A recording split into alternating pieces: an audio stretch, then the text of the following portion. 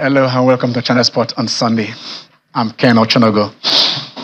A lot of them feared for his life. They said, don't go there. What Usyk did to you will be small compared to what Francis Ngannou is going to do to you in the ring. But Anthony Joshua, the one we call the AJ, went up there and got it done. Just, it's not in 2 rounds. We can, in the second round. And that is what it is. But take nothing away from Francis Ngannou, 37-year-old. 2 fights as a boxer. And those 2 fights are against top-notch, the world champion and a 2-time world champion. I don't know how you start it. But then when you look at the losses, there used to be this Yoruba song. I don't know, was it Ebenezer Obi or so I don't know which of them is it, only Bamileti Kindolowo. Slap me. Just give me, punch me and let me make money. 3.77 million he made dollars in his career as when he won there as a UFC fighter, not being knocked down and knocking people down. I think in the last fight it was $600,000. But here is 30 million richer in just 2 fights. And in this, so where will you go? I think it's made, in fact, after his fight against Tyson, he has made his mark for life. So basically in this one, it's just a consolidation. And like AJ said, don't go nowhere, man. You've got 2 fights. And then because you started from the top, there is a long way to go. We'll look at that fight. You look at that, see how it is, and then what will be the implication of that victory for Anthony Joshua. There is that Usyk taking on Tyson. That fight was put forward because Tyson got injured, during his sparring when he was sparring with one of his sparring partners. So right here, the mega fight will still hold. Will AJ fight Tyson Fury, or will it be a third fight against Alexander Usyk? We shall look at that because 2024 will surely provide us with that mega buster of a fight. The All Africa Games, yes, they call it Africa Games now. It's still ongoing, and the usual suspects. Egypt is up there. Nigeria, we've not started, because where we have those comparative advantages, where we have our areas of strength, at athletics, wrestling, of course, weightlifting, which is all the chief chances are all there, we're about to start. But then in table tennis and badminton, we are also, we say we have 6 medals now, 3 silver, bronze, and 3 silver medals. We assist. So if you add the 2, 3 silver and 3 bronze, they also have 6 medals. So 6 medals and on 6th position. That is where we are now. In England, you can't take this away. It is not just about Man City taking on Liverpool today. It's not about being part of a game that will be part of the title decider, because the Gunners are all blaring and smoking and blowing everything away. It is a 3-horse race now. 2 of those horses are riding, locking horns at Anfield. Not a tough where Pep has enjoyed victories in recent times, or even Man City in recent times. But today, like you said, in football, you don't call it that way. The young team of Liverpool have are started themselves in the last 3 games, blowing everybody away, home and away. And then with the returnees that are going to come in, I think excitement are with us all. Pep, is it not Pep, not Pep, but Klopp. Sorry, Klopp did say in his lifetime, the greatest manager he has ever seen. And this is not mind games. It's Pep Guardiola. I mean, these are men earning their respect now. It's about leaving the Premiership. Maybe there might not be another after this game. There might not be another. Maybe there won't be any Premiership game between both of them. But we don't know, probably in the FA Cup and other areas. So this is the time to acknowledge themselves and said, "You have earned my respect," and then that is what we are watching. So anywhere you want to be today, please don't miss that game. Follow it, but not for the fans, for those who love football. For fans of Man City and Liverpool, plus Arsenal fans anyway, it's going to be tension. But for us, somebody said we are the purists. Those of us who love the game, just for the love of the game. You can believe me or not. I think that is what we'll be looking at. The AFCON has come and gone. But then what, What are the lessons that we're supposed to learn? In the past 2 weeks, we would have done that. But we said, let us build it up. Let us package it. Let us get where we want to get to and see that, we'll learn after 2013 what happened. And after 2024, what is going to happen? Are we going to learn from history? Or do we tread the same path, that we've always, been passing through? So, Theo the Catalan is in the house. Theo, Joshua Ngannou. Yes. Most people said Ngannou was going, based on his fight with Tide, was going to destroy Anthony Joshua. Did you see this scenario, playing out, before the fight? Never in a million years. Anthony Joshua literally is in his prime. Yes, he might not be a champion now, but like you mentioned earlier, 2-time champion. Coming up against Francis Ngannou, Joshua is literally on his way to redemption, and he saw what Ngannou did with Tyson Fury. It would have been silly of him to underestimate his opponent, and he did the exact opposite, making sure that in the second round he put him to sleep. But the takeaway from this is Ngannou leaving the UFC, a lot of talk about it, and even Dana White saying maybe alluding that he had made a mistake by leaving and all of that. But he has literally made in 2 fights. What he will make in a lifetime. If he fights in the next 20 years, 100% of what he made in his entire duration while he was in the UFC. Making 10 million again. 300%. Because he made 3.77. And then okay, that's about 250%. About 30 million. Yeah, 30 million. That's over 2 fights. And when you look at it like this, I remember his trainer coming out to say, after the Fury fight, that the money he got from Francis, he had never seen that kind of money. Exactly. The guy was literally, he was shedding tears. Yes. But it was a fight that was eagerly anticipated. But Joshua went in there and he did the needful. That punch, a lot of people came out and said it was probably scripted. It was this, it was that. That punch did not look like a scripted punch to me. That punch will take out a normal man. You see, there are some people who talks about, you see, because if you are not following this game, yes, it's like you follow football, you talk about football. Yeah. You follow boxing, you talk about boxing. You follow wrestling, you talk about wrestling. You understand? If they have been following the top-notch knockout in history, they will understand that. Let me tell you this: Mike Tyson had 50-something fights. 24 of his fights ended in the first round. In the first round. First round. He was just going for the jugular. He wasn't taking 24 fights ended in the first round. So it tells you this. There is this, in fact, 8 of them ended under 60 seconds. Yeah. He won 8 fights under 60 seconds. And I'm telling you this, because when he beat Mavis Fraser was the son of Smoking Joe Fraser. Yeah. Mavis Fraser before then has fought 17 fights. I think so, yes, for 17 fights. The only fight he lost was to Larry Holmes, who will say, look, you are beating fought for the other side. That was the only fight that Mike Tyson finished Mavis Fraser in 30 seconds. In 30, see, as we were saying, the fight has started, it has ended. Yeah. Those who were trying to say, let me go and get some refreshment. Come back, let me go and adjust my seat. What happened? Tyson destroyed Mavis Fraser in 30 seconds. You understand? Tyson Bruno, that was when we went 5 rounds. Like I said, 8 of his fights ended under a minute. In a minute. So when you come like this, you see a guy that went the distance with Tyson Fury, and you are telling us that it is it was scripted against go take one by the John. I mean, you understand what it is. My point exactly, because I saw his face after the first time he went down. I was like, man, it's not looking good for him.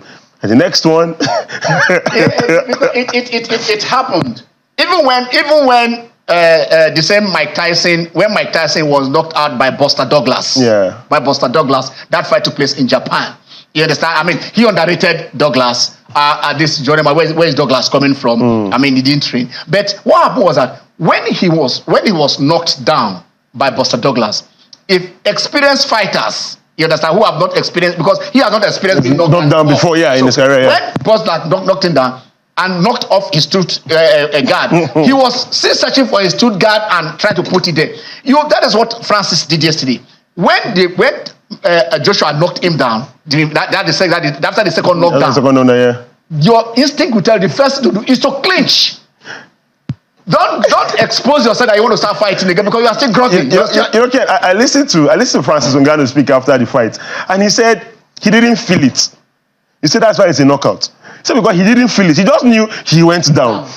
He said that you can imagine, that means that his brain literally just had to shut down. His brain literally had to shut down because there was no way. But it just shows you. Okay. It just shows you that. Let's even listen to him. Let's hear them. Let's hear the gladiators. Let's hear them. You know, he's a big guy, strong guy, talented guy. So he got up. He looked pretty stable. So I just thought, just keep doing what I'm doing. Don't get carried away. And what will be, will be. And we managed to drop him, I think it was 3 times before, well, 1, 2, and then the third one out. So the first time it was like, okay, he got back up, he looks good. And just stay consistent. You have to have the will to win. You can have a game plan, but if you ain't got the will to follow it through, you ain't going to do it. Because it's one thing showing you to do it, and it's another thing actually doing it with someone in front of you. So yeah, I got the will to win, and that's what's most important. I think I was just trying to collect as much as possible to make the count after, you know. I do not stop and start to make a count on what I have done. I was just on my way, climbing up until get stopped by AJ. Congratulations, by the way. That was a clean one. It was quite special because he stopped me. He did what Tyson Fury couldn't. You beat Tyson, you know. Couldn't done, you know. Beat him. And is that now? You know, he wasn't my day, and he's just way better than me today. It wasn't my day. It wasn't my day, but I mean, he was just better than me today. I love the respect. I love the sincerity. I love it when you don't make excuses and say, look, today I didn't just come to the office. It was not my day. I mean, there was this verbal exchange between himself and Tyson Fury, and when he was telling Tyson Fury, like, you are lucky. Tyson Fury was heckling at him, and he said, guy, you are lucky that you are protected, within the ring. That if you and I meet anywhere outside, I will beat you every time we meet, and twice on Sunday. And that is it. But then these are 2 Africans. These are 2 African brothers, Nigeria and Cameroon. In fact, Nigeria and Cameroon used to be almost some part of Cameroon is a part of Nigeria. Yeah. So probably that is even the part that Ngannou comes from. I wouldn't know. So this is a brotherly thing, and we both of them are collecting 50 million. I wish they were based in Nigeria or based in Cameroon. So they would just bring that money back, bring it back into our economy. 70 million into the economy in hard currency is not something that we have to deal with. So, but that is the thing. Okay, we still do that. Ope is in the house. Ope, how are you? Kind, thanks for having me. It's nice being here after a long time. We understand. We also cannot. How do we say it? It has not been the season what you wanted to go through. Yeah. You and your team in access, but then it is for the glory. Whatever God says that is going to happen. And then it is better to go out this way. Yeah. He lived a fulfilled life. Yes, it's better to go out this way. Indeed. Okay. Like we said, we need to look at AFCON. Yeah, and then that is basically what we are discussing today. You know him. He's part of this house. Like I said, we have just renewed his contract. We have signed him, and he's part here. He's not going anywhere during any of these transfer seasons. We are lucky to have him with us. Former Super Eagles captain, former Super Eagles coach. A lot of things you want to add, allude to him. Back-to-back member of the technical support group of FIFA at the World Cup.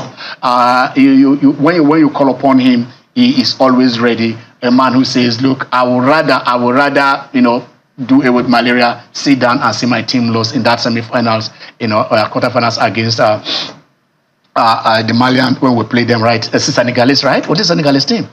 It was Senegal. It was Senegal. It was the Senegalese team at the National Stadium in 2000. You can call him, but he holds out. But you cannot. His intellect is what we are picking today. We have the pleasure again to have with us in the house Sunday Ogochukwu Olise. Sonny, how are you? Good afternoon, bro. I'm fine, thanks. Yes. But I won't ask the first question, actually. The first question is coming from Theophilus. Because Theophilus says something is happening to this somewhere, Theophilus, ask your question. Good afternoon, Skipo. It's good to have you here again. Your team and your team are playing today, the Dutch League. Ajax will be hosting Fortuna Sittard. So I know you could be in a bit of a pickle, but who are you going with today? That's a question with bones everywhere. So, well, personally, I'm rooting for both teams to do well. I'm rooting for Fortuna Sittard to play well, but for Ajax to win the game, because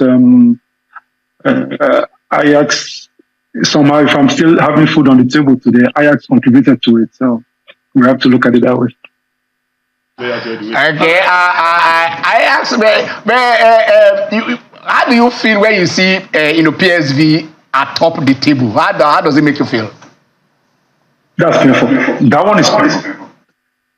That one is painful because of the fact that they were rivals to us. They're always our rivals, and it's a team that has developed in the last season. But Ajax, we've been struggling. We've made some wrong decisions, but hopefully things will get back to play. Now we are. This is inversely because we are coming. Where we would have been going to is not where we are coming from. But now that we are on this, let us just put it away and push it off before we hit the nail on the head. Pep versus Klopp. I mean, you follow them because your Bundesliga connection is strong. I've got Dortmund, Cologne, and whatever it is. Is it the Grandmaster? What should we be expecting today? Klopp says I'm leaving at the end of the season. Pep is going for unprecedented 4 Premier League titles. What kind of managers are these? I know you follow them because your studies always have to be whatever is going on there. Tell the world what they should be expecting when they file out today at Anfield, being from the bench. Well, I think you should expect a very, very tactically well mapped out game. It's going to be very physical from the Liverpool side, but it has to be a very technically well sorted out match. The problem is that for Pep's team to lose, they will lose to counter-attacking football. And that is one thing that Liverpool will try to put on there to soak up the pressure. The ball, you can't stop Pep's team from keeping ball possession because the way they are set up, they will always have more ball possession. But the problem that they will have is the fact that Liverpool has a very solid defense and Liverpool's counter-attacking football is very, very solid. We should expect 2 very strong tacticians. I don't know if it's an advantage for Klopp to have announced so early that he's leaving. I'm still torn up between that.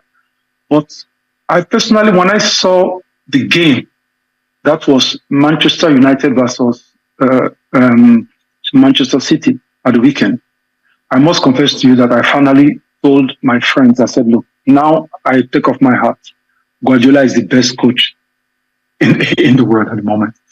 Because of the way they came out in the second half and they just made so much well use of one-touch football movements, the first touch and running into spaces at the right time.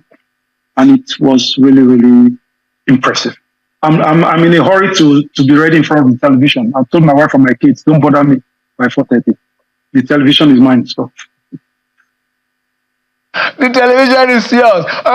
Finally on this, do you think Klopp will kind of, employ his gang pressing today? Well, this is okay. I'm not going to polemic, but he is just trying to take credit for a tactic that he doesn't own. He just gave a name to high pressing. He just interpreted it into German. I call it gegenpressing. Gegenpressing, that is counter pressing. It's like you lose the ball and then you don't counter immediately. The problem is that gegenpressing against a team that relies on high ball possession is useless because you lose the ball, you know already that they are not going to counter you immediately. So why are you countering them immediately for? So I think the most useful thing would be to him to look for spaces. Guardiola's teams, if there is any weakness they have, it is when they are running backwards towards goal on a counter attack. So I don't see how, if he's going to get pressed, that means that he wants to hold, he has to have more ball possession. Something Klopp is not Okay, let's go back home. The last time you were here with Emmanuel Amuneke, and we're looking at the finals. Of course, you know we had a run. We had a run, but then the final was not what we would have desired. A better result. And then let's go back there. Your take on the AFCON. What are the positives? Any drawbacks, if there are any? And then we'll now look at what direction. Based on what you are, what you saw in those 2 weeks that this championship took place right there in Cote d'Ivoire. Well, Ken, like you will attest to, before the African Nations Cup, very few people, Nigerians turned off when it came to Super Eagles. Many people did not see them even going past the first round, especially after they lost to Guinea just on this to the opening game. But I must say that my takeout from this, the great positive for this, and that is why also now I have decided to share out what I think is my own vision of how to make Nigeria, better as regards the football itself. My takeout from this is that Nigeria has become relevant again. We have now become very relevant in world football. People have taken notice to us again. We're able to, and we have been able again. These boys have been able to do something exceptional we've not seen in the past almost 10 years. That is, they have now rekindled the love from Nigerians. The Nigerians are now interested in football again when it comes to the national team. And that is why I feel that we must make very good use of it because it is important.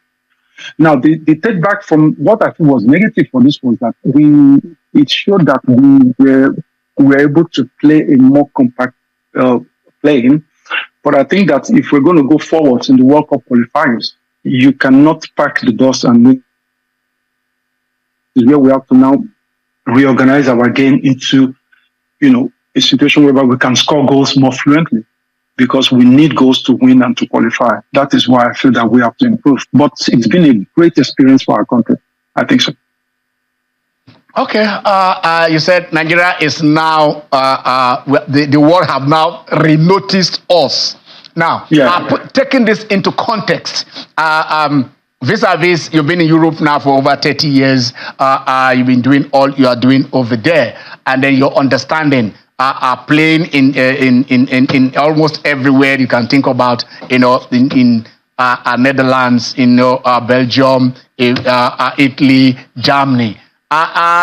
Look at what we have as a resource as a people compared to these ones, and where you think what should be done for us to kind of, if not get at par, but at least move towards the direction of where they are. Well, there's something that's personally we are at a dangerous point as a country. We're at a dangerous point as a football country. The last time after my generation stopped, Nigeria went into we stopped winning, we stopped becoming relevant a bit. We started even celebrating golden bronze. I don't know if you remember. So we went down with it. And then Keshi was able to come up and make a team that won the AFCON in 2013. But immediately after that, we were able to show a good outing in 2014. Immediately after that, we did not even qualify for the 2015 AFCON. We did not even qualify for the 2017 AFCON. Now, even though the 2015, the coach was still the top, and in my opinion, one of the best coaches Nigeria ever had, Keshi. So we had a nosedive then. And this is something that I am afraid that might follow up again now, which is something we have to fight against. And I think the best way we have to do is that whether we like it or not, if you look at the top nations in the world, we look at countries if you look at the demography of all the European nations that are topping, you look at nations like like Germany. Germany is like a country that has, it's made of 83 million people. Now, the German landscape has 357,386 kilometer squared landscape. Nigeria is 3 times the size of this. We are almost 1 million kilometer squared landscape, and we are 220 million people, which is 3 times the size of Germany. Now, there is only one thing that we have to look at now is that we have to now get our football into a way whereby it becomes very, very financially interesting. Oh, thank you very much. I can see you put up the figures there for people at home to see. This has to be changed. We have to now think one thing. How are these nations able to organize their football, even though with these sizes that they have, and they're still effective? Please, don't get me wrong. There is nothing we are going to say today that is asking us to end our football management now. I'm just trying to say we now have to adapt it a bit to suit our situation that we're in to make our football much better. And adapt. Okay, you have a question for him. Okay, Skipo, in light of the vacancy alert, the Super Eagles and Golden Glades, will you be willing to throw your cap into the ring and apply for either of the job, either the Super Eagles or the Golden Glades? Good.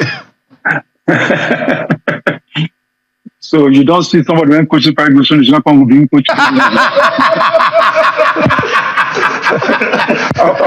After you don't win title for the only person to win title for Holland, no, I beg.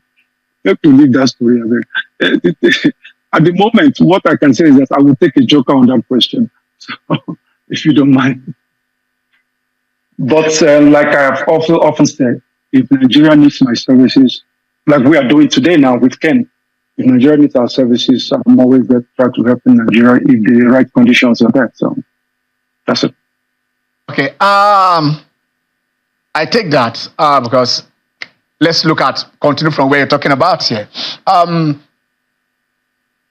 If we want to now become what you are talking about, taking our landscape into consideration, which you are saying, look, how wide it is, how massive, that we have here. How do we now, say, okay, get the best out of, the large population and then the massive landmass that we have? Do we need to go in as, cover all Nigeria, or do we need to segmentalize? Well, thanks. That's Frank, Ken. That's a very, very good question you just gave, because the thing there is that, like you said, do we need to go in or do we have to segmentalize? To start with, these nations that are developed, they have wonderful road networks. They have wonderful train networks. They have wonderful flight networks. So that means moving around and going around is still is easily available. That is something we are still lacking, and we are improving on back home, which is already good. Now, the reality of the fact is that whether you like it or not, you have to create regional businesses, football business. Now, this is Nigeria that is whole. Like the map you see there, the whole country, it is large, it's huge. Now, but for you to be able to run football effectively, you must have regional competitions. The Germans have regional competitions. United States has regional competitions. French have regional competitions. The advantages of having regional competitions is immense. It doesn't stop the NFL from still having its mighty powers. But when you regionalize, that means that now you now put countries, I'm not talking of states now. I'm talking about regions. The advantages that we now bring into having regions is that it now becomes cheaper to run football clubs. People now become more actively involved in running football clubs. Because now, if I want to advertise, and I'm a small business company owner, and I want to advertise, for example, I'm in Lagos. I want to advertise a product that people can buy in Lagos. I will need to be able to use football to advertise or to make it available to everybody. Thank you very much. This is a map that is showing an example of what a region could look like. I call it the future stars, because if you look at it, that is what you could have a region whereby, they have their own league. Now, this league itself might not necessarily be national, might not be, professional, but it could be like an amateur. That makes it now affordable to own football clubs. And that even provides jobs for even ex-internationals. It provides jobs for ex-footballers because you now get integrated into your own region. You don't now have to wait for the national the ball to come in. To make it easier to understand, it is like you have a tree with 4 branches. Now, the tree itself is the NFF running the show. But the 4 branches are the regions that you have that will be having their own leagues, their own youth leagues. You have a region, that is another second region that we have here. This is the Future Stars 2. So by dividing these clubs or local academies into these competitions, they now have serious local competitions to play in WICA. The advantage is that it immediately has a multiplier effect of football business. It has a multiplier effect of encouraging private individuals to go into football ownership. It has a multiplier effect of youth improvement because they now have competitions. It reduces the cost of running a football club. It makes it possible for clubs to now play around themselves in that region. A club can now travel in the morning to play a game in another state, another region, and still come back home that night, reduces the cost of running it. Supporters can now travel along at the local league, supporting their own clubs because the distance they have to run through is not too much. And then that makes it even much, much more easier to run. What I am sharing with you now is what exists in Germany, is what exists in the United States, it was exists in France. Even our small Belgium here, that is 11 million people, this is what we are doing. This is what they are doing here. Otherwise, they cannot afford to run the football. If you look at the cost of flying your team in Nigeria now, from Lagos to Kaduna, good luck to you as a football owner.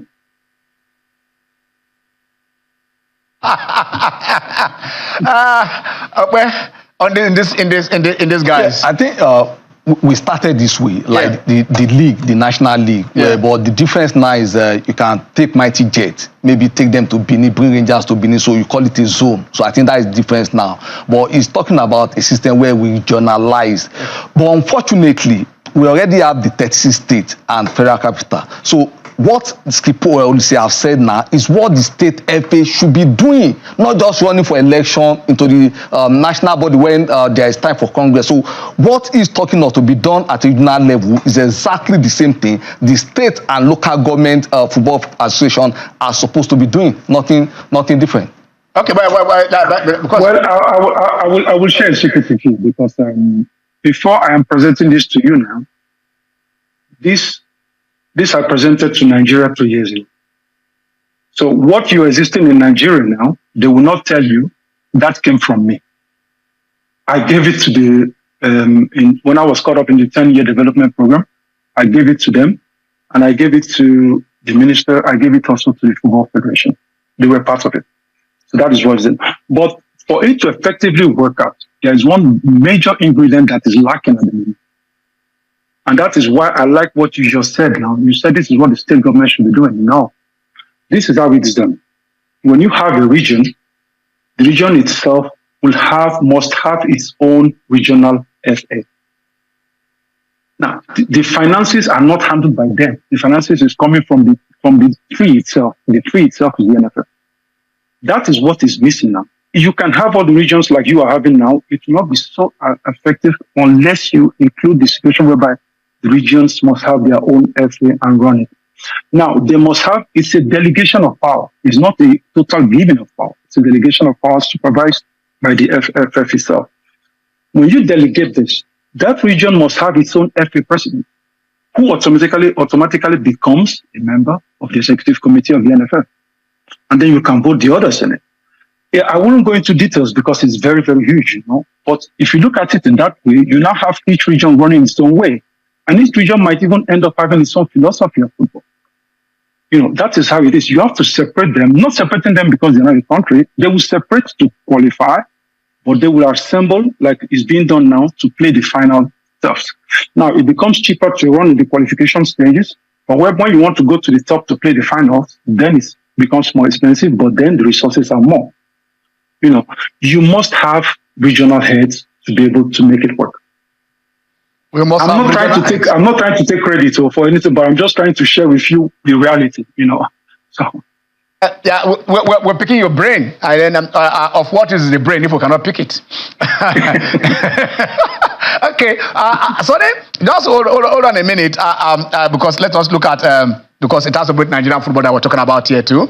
If we can look at if we can get the results and the fixtures of what happened during the week, at least. Right now, we saw Plateau United. We said last week when they traveled to Atlant and then hammered Atlant by 5-1, and Niger Tornadoes, losing at home, going away to go and beat Bayelsa United. I mean, we are seeing some very, there's better insurance beating Gombe United. Rivers United with do you take these results? All right, Better Insurance beating Gombe United by 2-0. Rivers United playing a 1-1 draw with Kano Pillars. A goal was scored in that game that we are still looking at. Bayelsa United losing at home to Niger Tornadoes. Plateau United losing away from home against Sunshine Stars. Katsina United playing a 1-1 draw with Heartland FC. Wow, Heartland going to Katsina to go and pick a result after some bad results at home. Niger Tornadoes going away to go and win after losing at home. Bayelsa United went to Aqua to go and win, losing at home. I think that where something is really happening. Something positive is actually really happening. There are still some fixtures of this today. These are fixtures for today. Abia Warriors taking on Lobby Stars. Enyimba will be hosting Doma United. Kwara United will be visiting Rangers. Sporting Lagos and Remo Stars. That should be an interesting game to watch. And of course, Shooting Stars will be taking on Aqua United. Okay, I talk about Aqua United. I mean, they did take on Enyimba. And defeated Enyimba. They lost to Bayelsa United. They defeated Enyimba by 3 goals to 1. So I think we are seeing this evolution is something that is great. Yeah, I think.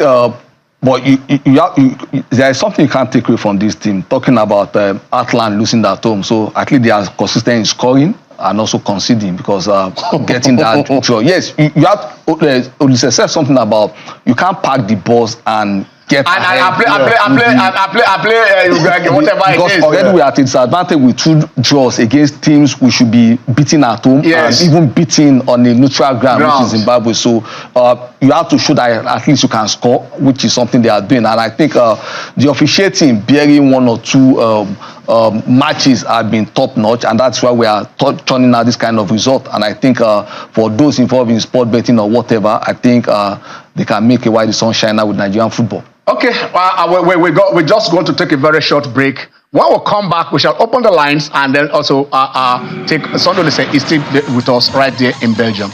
It is a Channel Sport on Sunday. Stay with us.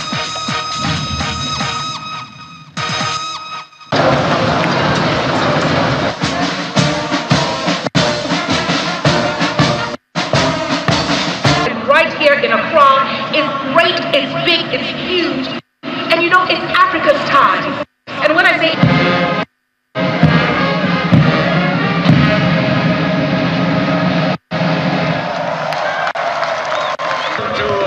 to be here, not because of the MC, because the last nation who hosts the Republic of Congo has proven to be very strong in many sports, and today, as you can see, they have a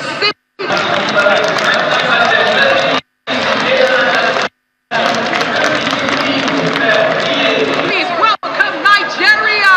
With 375 athletes, Nigeria. Applause to the original Black Star of Africa, our motherland, Ghana!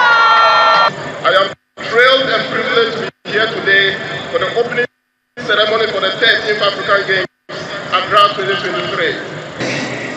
Your talent, what you hear. In the name of all the judges and officials, I promise that we shall officiate these 13th African Games.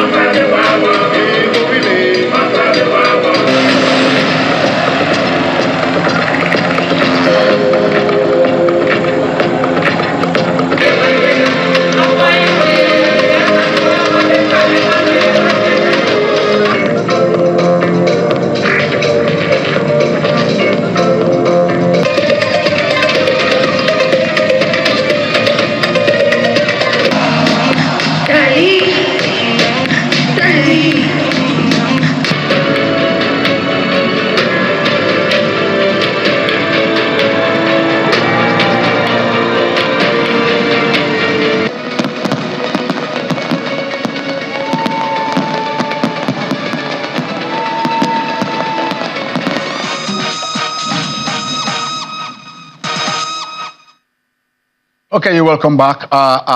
Let's go back there to Belgium because Sondolise is there with us, the former captain of the national team, former manager of the national team, member of the TGS, the FIFA group. Let me first welcome Jimmy. Jimmy has joined us in the house. Jimmy, welcome. Welcome on board. Especially on the Sunday where we have to talk about Anthony Joshua. I did predict here that he was going to defeat Ngannou, despite all the paparazzi behind Ngannou being the fierce power puncher and all that. But I would say the reason why I actually did predict that was because I knew that the reputation of boxing as the sweet science was at stake. I am proud to call myself a purist. I don't think it does make sense that we allow petrodollars to run over the sport the way it almost has the tendency to, because basically we know it's all about the money. But most importantly, the fact that boxing on its own, has got to be protected. I'm delighted that Anthony Joshua was able to do that for boxing. And that's why, Jimmy, I don't understand it's a protection that you're protecting. Understand? It has, or even in the day of Muhammad Ali. Muhammad Ali fought a wrestler.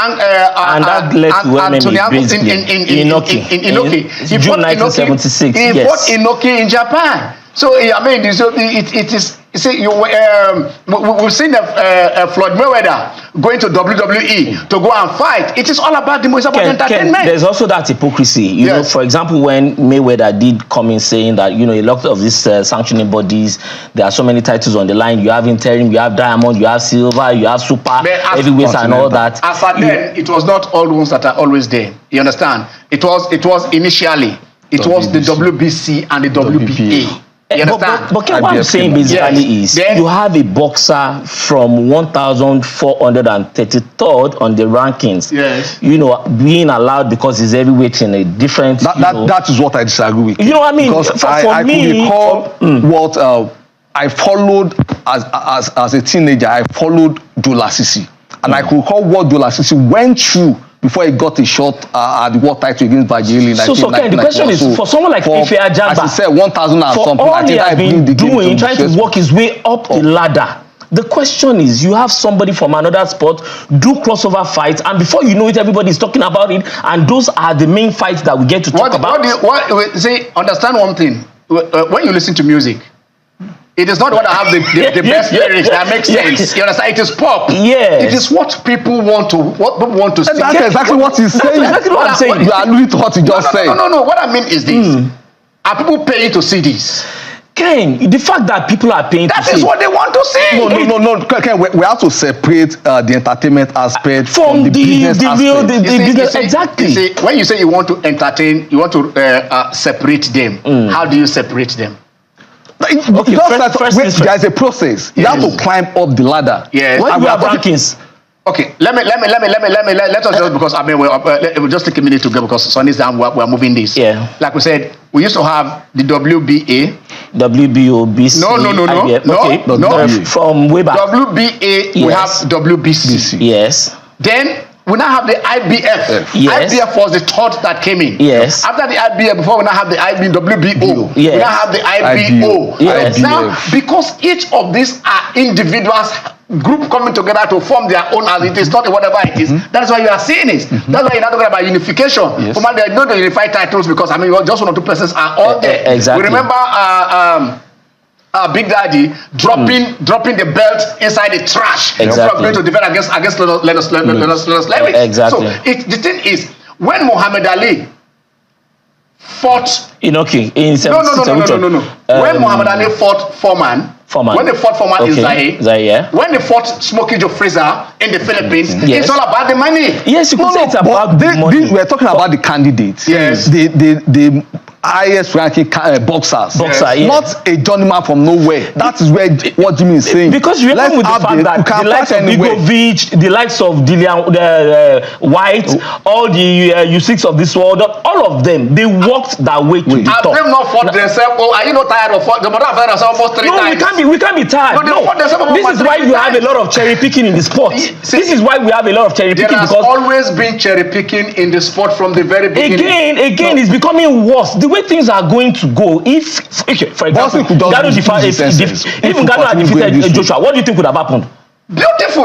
Why would it be beautiful? It will have ended. It will have ended. Let me ask you this. Yes. We are saying this because Joshua knocked out Ngannou. The fight between Ngannou and Tyson, how do you rate it? For me, I didn't like it. You didn't like it? Yeah, I didn't like it because I understood clearly what they were doing basically was to upend all the other boxers that had been trying to work their way up the ladder. Which work their way? They be beaten 3, 4, 5 times. So it's becoming a norm. How many times? Sorry, my guy. Because we are lost. We are short for time. We're going to take 1 or 2 calls. Then Sonny, let's go back to Sonny briefly. Hello, Sonny. Are you there? Yes. I know you're putting our boxing. You're putting our boxing talk. For this, for a talk for another day. We shall spend more time on that. But because we are looking at the future of Nigerian football, we are picking your brain. We are looking at the things that you have that we're discussing with you. You've proposed about this regions, not just having this regional football like you have, because when I see the German, I see regional liga in Germany and stuff like that, and so many you see almost like 40, 50 different regions. I said, look, man, this is real football activity. Because now you're talking about, there was something you said here. You said something about you pity somebody who is only when you want to start carrying your team. I know what it is. I follow the teams. Most of the time, they spend about 48 hours on the road.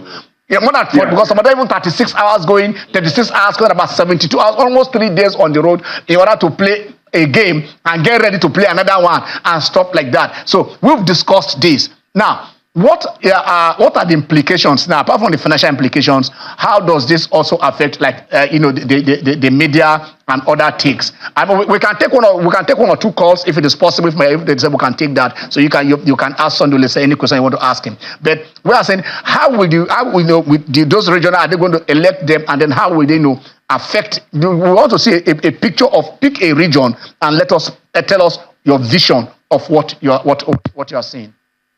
This is it's also one of the reasons why it is done. This is superb for the media world, because it now makes it easier for personalized interaction of the media in each of the regional leagues, because it is no longer enlarged. It is enlarged without being enlarged, in the sense that let's not deceive ourselves. If you take a region like the region that is the first tier, like the group 1 where you have like the Lagos, the Ogun State, you have the Osun and all them together. Now, that region alone is almost the size of the United Kingdom.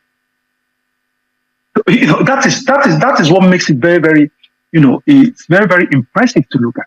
And that's what I would like you to consider. If you divide Nigeria into 3 or into 4, it is almost the size of United Kingdom. So it's still very, very big business, but it's still going to be personalized. And it is still going to be run by the Nigerian Football Federation. But only in this instance, what really changes now is that the Nigerian Football Federation becomes what it should be, the major 3 running it. And the regions will be the branches of these 3. So, and they will still supervise it. They will still decide the league. They will still decide everything as it's being done. The advantage for the media also is that financially, it now becomes much more interesting for the local people to participate in the regional business of the football itself. And this will now make the media become even more important than it is now. So I think it is, for me, it is something it is the cost I'm looking at, and also the possibility to run talent. Don't forget that now we have become relevant again. We have to keep our people involved in it, and we have to join our people locally. Not that they have to people wait again each time national team has to play. No. We have to now get our people to say, okay, look, we can still now get locals up. And don't forget that our local league is struggling and it needs help. So this will also help them. Our local league is struggling. It needs help. How do you, in this case now, Sonny, how do you run both the amateur football and also professional football in this idea that you are having within the region? Can they coexist? Yeah, this is where it becomes very, very technical and interesting. But I'll try to break it down a bit. Now, what you could do is that based on the fact that it is regionalized, you have to now introduce professional and semi-professional leagues. And we will discuss the details some other time, Ken, because it's very long. But by making it semi-professional and professional, and even amateurs. And don't forget, you will now have regional youth leagues, which now makes it possible for ex-internationals, ex-football players, and other people who want to love football to be now able to run their own football leagues, or football clubs, or what as they're doing now, or academies, whilst playing games every weekend because they have a limited space, geographical space to work on, affordable, So that is what makes it really, really interesting. I'm looking at, look, when things get hard, when things get difficult, when the going gets tough, the tough gets going. Now the going is tough for us. We are a strong nation. Let's get tough and really pick our brain. It's not about money. It's not about finances. It's about you spending the same thing but doing it in a better way. Well, any question? Yeah, just take us back again because I think you can't keep doing the same thing, same way, and think you get different results. What got us the success we had was exactly what Sonny is saying. We had Pa Isaac Akinye then, of blessed memory. Then growing up, we used to have EL, Zone A, Zone B, Zone C. So exactly what he's saying. And that brought us a lot of successes we had in every aspect of our sport. All African games, multi games events. And exactly because he said something now, we might just take it as a joke. Flying from Lagos to Kaduna, God bless you. Because it's not cheap. It's not cheap. You talked about flying players, 36 by road, 36. So that means it's like when we talk about no to open grazing, because what is the nutritional benefit for the milk of a cow that has walked thousands of kilometers? So I think it's good to put this way. Ken, we talk a lot about PPPs. Yeah. So I would like to ask Skipo, for how long do you think we can have government get involved and also immediately, or let's say in 2-3 years, the answer of totally, and we have privately run leagues, youth league, women league, and also the regional leagues for club sites? Well, you cannot keep the government away from football.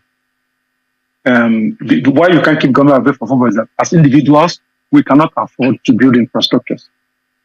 So you need government to be able to do it. Don't forget that the government is us. The government is supposed to be all of us getting our resources together and to spend on something. So that is where we need the government to be there. And the presence of the government will provide infrastructures for all these teams to share. So we need to have the government in it. But the thing there is that I totally agree with you because it's step by step. At the moment now, the government involvement in football is what is keeping a lot of these clubs afloat. Otherwise, they will all go down. So we cannot stop that. But what we can do is that the fact that you now create a regional league, it makes it possible for an ex-international who has maybe finished his career, has 1 million euros in his account, and say, okay, look, I'm getting my own football club, I'm buying a bus, I'm running it, I'm coaching, I'm doing all that thing. That is what you get. You now get private involvement into it. And the private capital is what runs every economy, not the government. Don't forget, every money that comes to the government eventually has to be trickles down into the people. So that is why I feel we cannot do anything without the government. We need its help. What of the personnel involved in this? You are going to have a lot of, train the coaches, psychologists, all everyone. Have you looked at the personnel that can drive this dream of yours? Ken, do you know what you just said now? You have just highlighted job creation. Unknown to you, you just highlighted what I'm trying when I said the multiplier effect. If you have this one, definitely jobs have to be created. And that is, you need somebody like you said, you need personnel to run it. You need this to do it now. That by the time you start having the personnel coming in and you get people involved, you get the youth working, you get footballers coming up. I came out of a system like this. When I was playing, when I started out as a kid in Lagos, we had the Badagry League, we had the Lafa League, we had the Super League. And then eventually you now go into Division 3 in the National League, then Division 2, Division 1. And they were all amateurs. We were not professional. Okay. Let's before we go, because we are going down. I want us to just look at that. The Germans, because I'm intrigued. I will tell you this. Of course, the Bundesliga and then the Bundesliga too. After then, are they all amateurs, or do you have what other cadres do you have in the regional? All the regional leagues are all amateurs, right? In Germany. Yes, the thing there is that it's regional, it's amateurs, but it's almost played like that's why I said semi-professional. That is it. The German league, the first Bundesliga, Zweite Bundesliga, or second Bundesliga, like they say it, or the third Bundesliga, they are all professional. The last one to professionalize was the third division some years ago. So you cannot coach in those divisions unless you have a UEFA professional coach's license. So those are the rules. But you must also know that these are leagues that have serious financial investments in it, with very superb road networks to work on, with very superb train networks to work on. In fact, there are some trains, like the last time I spoke to you, I was in a train, and I was coming from Berlin. I sat on the train, and it was as if I was just in my living room till I got to my wife picked me up at the train station. So they have that already. So the teams can afford to leave for a game in Berlin from Aachen, in my place, which is just by 4 hours by train, quietly. So you see, it is different, my brother. So it's totally different. All right, Sonny. Thank you so much. You have dropped this before the minister, the former minister, and also the group. So we just want to say thank you, gentlemen. Exactly why we say thank you to our veterans, our ex-internationals for their service to the nation, and we say thank you once again. Okay, all for Nigeria to prosper. All right, you've had him, and then it is saying the domain where the Football Federation. Let us look at this and hope probably this will take us from the doldrum to soccer's El Dorado. Until next week, I'm Ken Ochonogo. Have a very blessed Nigeria.